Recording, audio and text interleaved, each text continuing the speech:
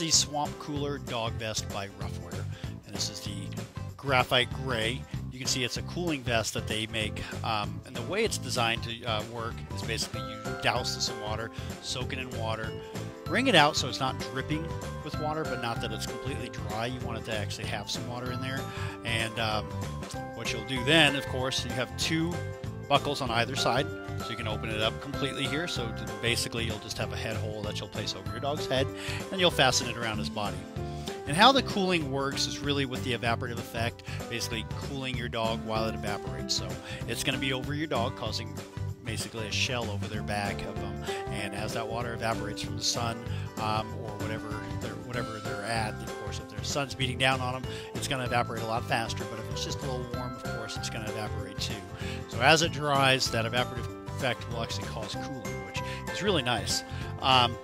The only way, there's no determination on how long that it will take to actually evaporate. It just depends on the climate, the size of the coat, and the dog, and really what they're doing too. So I'll see if I can get Tebow up here. Tebow, come here, buddy. Want this? I'll get him up here to try this coat on for us. Jump up. There you go. Good boy. Oh, he's almost falling off the table. There you go. So I'll place this over Tebow's head, just like that. Let it rest down the rest of his body. And I'll take this chest plate here, actually stick it between his legs here, between his front two legs, and then either buckle will go over to the side here. So they're both hidden by these little flaps. So I'll show you on the front side one that you're looking at now. So you see this little pocket here, that's where that little buckle is actually resting in there. So that's where you'll bring this up and actually buckle it in there. It's kind of hard to do blindly, but we'll see if I can actually get it in there. My eyes there. So you can see this is just a little short on him. He might actually benefit from the neck size up, which usually works good for him. This is the extra small. The small works well on him too for some reason. I think the small is out of stock, so we're able to show this.